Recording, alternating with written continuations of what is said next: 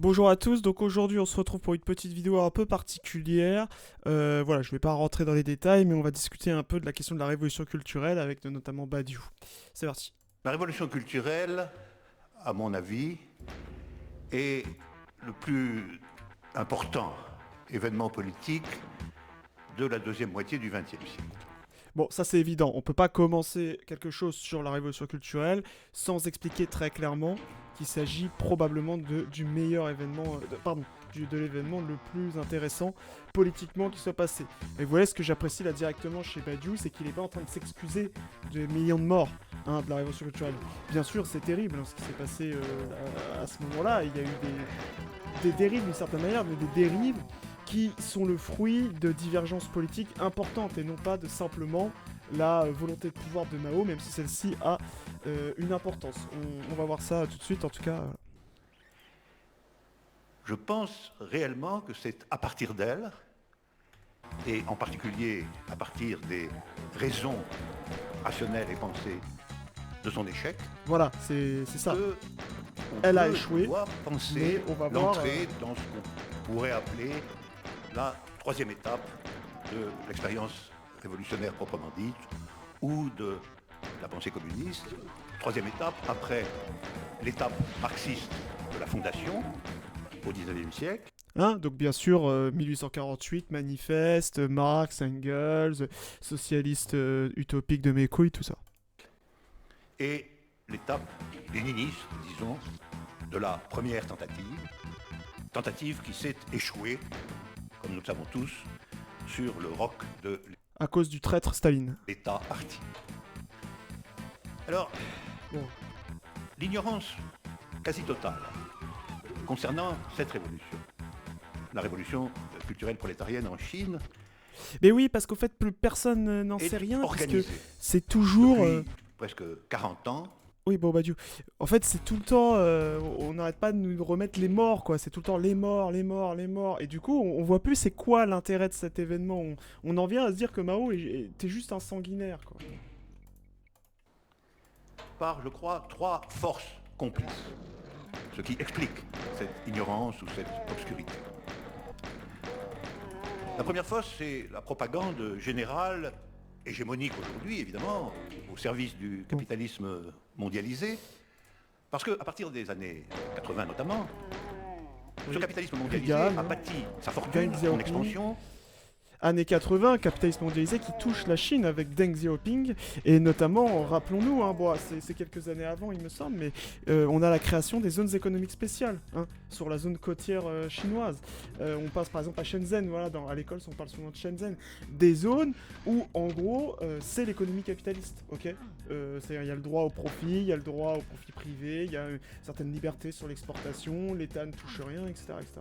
Bon, et bien là, avec Deng Xiaoping, on a, comme qui dirait, le pire des deux mondes, puisqu'on a à la fois l'autoritarisme du parti État, et en même temps le capitalisme absolument sans aucune limite. Alors sachant que c'était que dans ces zones exclusives, et que en plus, bon, c'est un peu particulier, puisque la majorité des investissements venaient des Yukiao, c'est-à-dire des Chinois d'outre-mer, donc beaucoup de gens qui y avaient fui, notamment la diaspora chinoise, et beaucoup de gens à Hong Kong notamment. Bon. son succès précisément sur les ruines complètes de la deuxième étape de l'entreprise communiste. Bah oui. Et il doit à tout prix La famine, ramener l'ensemble de cette le deuxième maoïsme étape, reste un échec. et notamment la toute dernière tentative politique pour en sauver les produits, à des crimes, et s'agissant de la URCP, à un crime supplémentaire.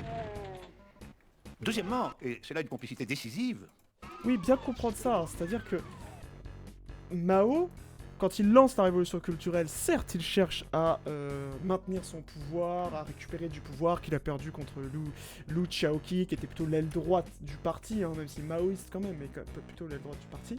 Et quand il le lance, il cherche à maintenir à quand même sauver la révolution qu'il voit être en train de péricliter sous les coups du capitalisme mondialisé, et notamment des Chinois qui sont à côté de Hong Kong, et ils voient Hong Kong, c'est une ville des années 80, la Chine, elle est arriérée, quoi.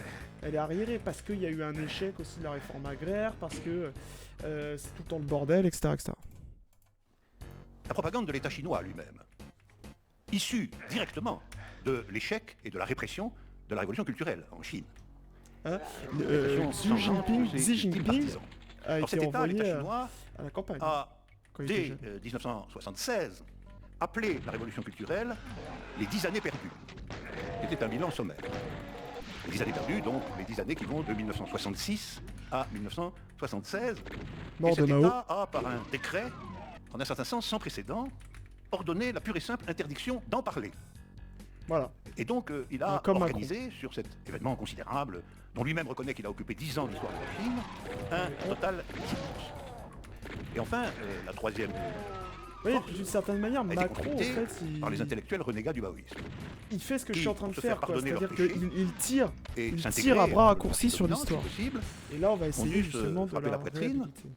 et faire des pieds et des mains pour bâtir des philosophies politiques d'où l'on peut, sans péril, criminaliser tout essai de résurrection de la pensée révolutionnaire et communiste, et notamment toute tentative de penser, purement et simplement, de parler rationnellement de la révolution culturelle.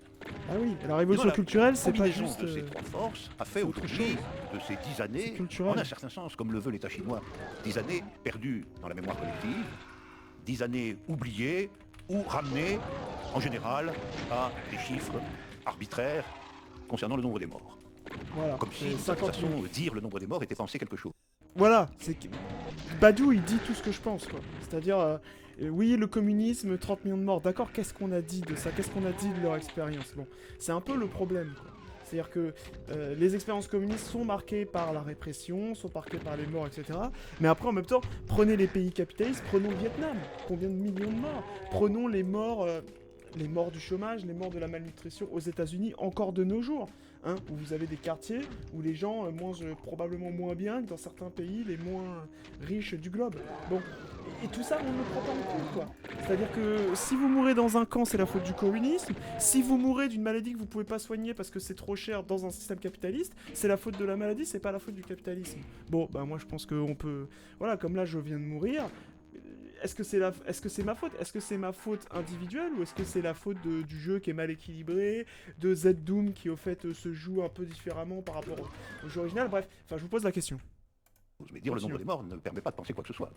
Si vous dites la guerre de 14-18 a fait 30 millions de morts, vous ne dites en rien ce qu'est la guerre de 14-18.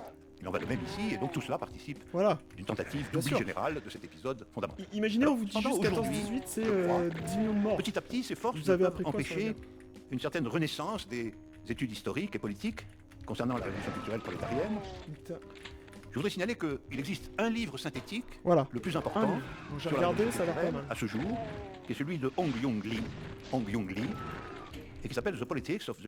Bon, la vidéo date de 2014, hein, donc il y a eu, là j'ai regardé, il y a quand même eu d'autres livres depuis, ça fait une petite dizaine d'années, mais il me semble qu'effectivement ça a l'air d'être le plus intéressant. The Chinese Cultural Revolution. C'est un livre qui est apparu au début, à l'extrême fin des années 70. Voilà, alors sachant que l'autre référence, c'est Les habits neufs du président Mao, écrit par Simon Leys, qui était un sinologue, de son vrai nom Pierre Rixman.